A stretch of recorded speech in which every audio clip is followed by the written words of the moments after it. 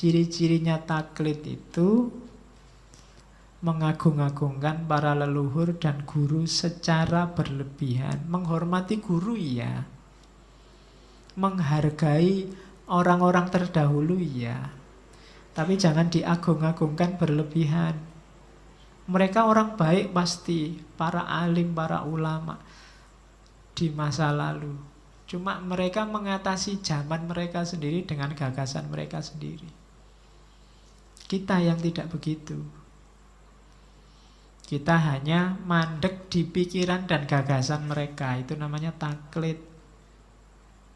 Mendewa-dewakan pemuka-pemuka agama masa silam. Kita anggap sudah final, sudah sempurna. Itu namanya taklid. Loh Pak, kalau memang rasional, masuk akal, dalilnya kuat, kita punya pendapat sama kan tidak apa-apa, tidak apa-apa. Yang tidak boleh itu kita tidak tahu apa-apa. Apakah yang diomong benar atau salah kita juga tidak paham. Sing penting karena ustadz itu, ulama itu, kiai itu idolaku, maka semua gagasannya harus tak anggap benar. Keliru sekalipun harus tak belani. Itu sudah taklid. Apalagi kan sekarang banyak tuh kalau sudah mengidolakan tokoh siapa, kiai siapa, ustadz siapa, terus jadi tidak kritis. Kita posisikan mereka sebagai bukan lagi manusia. Kalau manusia biasa kan bisa salah. Kalau salah ya kita ingatkan. Tapi kalau sudah mengidolakan, kita biasanya sudah ora iso salah. 100% dia harus benar. Kalau ada yang coba-coba mengkritik, habis. Mesti itu grup sana yang sukanya mengkritik. Ngono wis. Kita mikirnya begitu. Nah, itu berarti apa? Penyakit yang paling berbahaya yang dulu diidentifikasi oleh Abduh namanya taklid. Ciri taklid yang ketiga adalah kamu tidak mau berpikir sendiri. Takut dibenci orang, takut dikritik orang kalau menggunakan pikiran kita sendiri. Sebenarnya menurut saya yang kayak gitu tidak cocok Pak. Cuma kalau saya ngomong, saya nulis, habis saya dikritik. Nanti saya dikucilkan. Nanti saya nggak dianggap kelompoknya. Nanti saya, ya sudah. Berarti kamu sedang kena penyakit taklid. Kita kan sering begitu. Sebenarnya tidak setuju, sebenarnya tidak cocok, tapi tidak berani ngomong. Apalagi kalau hubungannya sama orang tua-tua kita sendiri, ya habis kita. Janganlah takut. Nah, ketakutan itu, kultus itu, pengagung-agungan itu cirinya taklid. Jadi tidak kritis. Kita tidak mandiri berpikirnya, hanya ikut. Nah, itu ciri-cirinya taklid.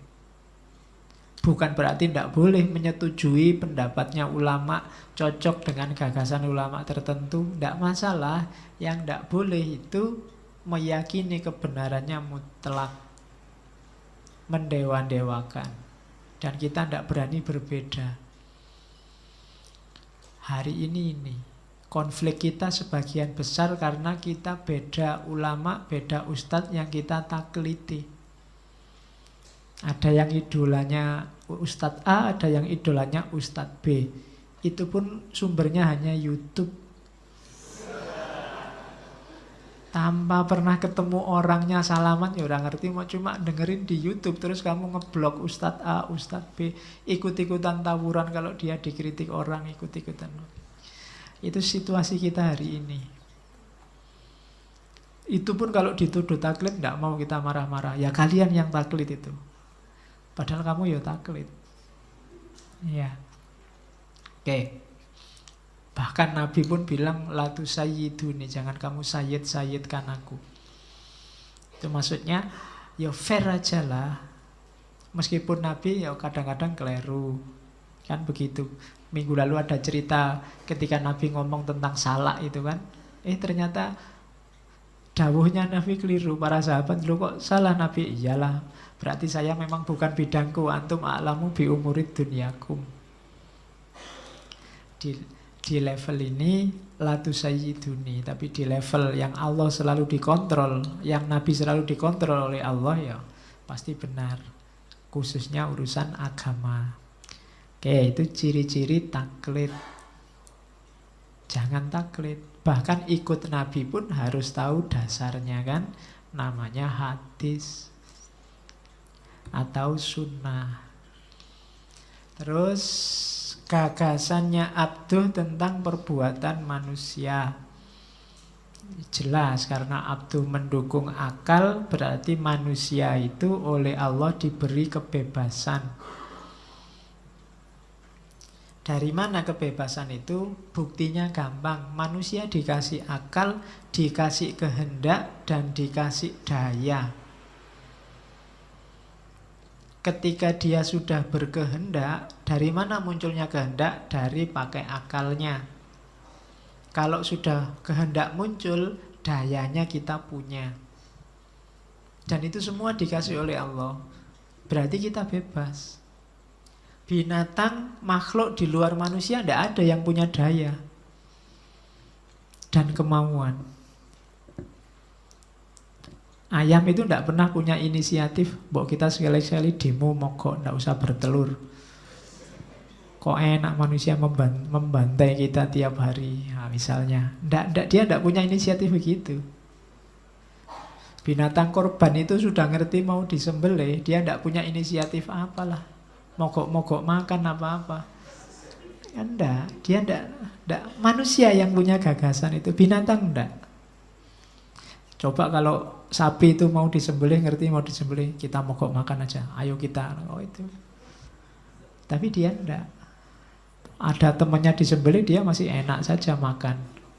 Santai saja. Dia enggak mikir bahwa sebentar lagi giliranmu.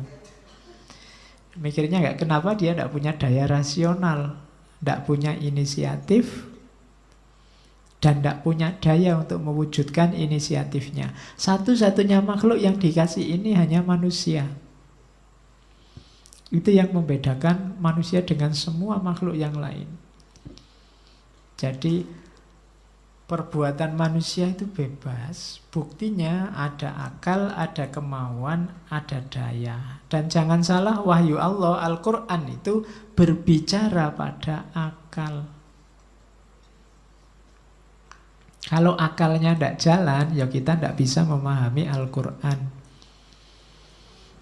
Jadi orang yang memperdebatkan mana lebih penting, akal atau Al-Quran, itu sebenarnya harus dijelaskan bahwa akal Al-Quran itu kalau tidak ada akal tidak bisa dibunyikan. Dua-duanya penting. Dan akal kalau tidak ada Al-Quran, ya dia tidak punya orientasi, tidak punya arah, tidak punya patokan, tidak punya pedoman. Jadi dua-duanya harus ada. Bahkan tidak ada yang harus dipending, didahulukan, dia tidak. Ya akalnya jalan, ya Al-Quran. Ya Al-Quran, ya akal. Dua-duanya kita butuhkan. Karena Al-Quran khitabnya adalah akal, manusia yang berakal. Makanya Al-Quran sering nyindirkan afala ta'qilun, afala tatafakkarun, afala tatadabbarun. Apa kamu tidak berpikir, apa kamu tidak memperhatikan, apa kamu tidak berakal. Itu kan Quran bolak-balik nyindir kita begitu. Cuma kita yang disindiri, yang sering tidak paham. Apa kamu tidak mikir? Mikir. Cuma ya kita jarang mikir. Yang pakai dalil ini kan paling cak lontong. Bolak-balik dia nyuruh kita mikir. Cuma kita jarang mikir, sukanya taklid, ikut-ikutan.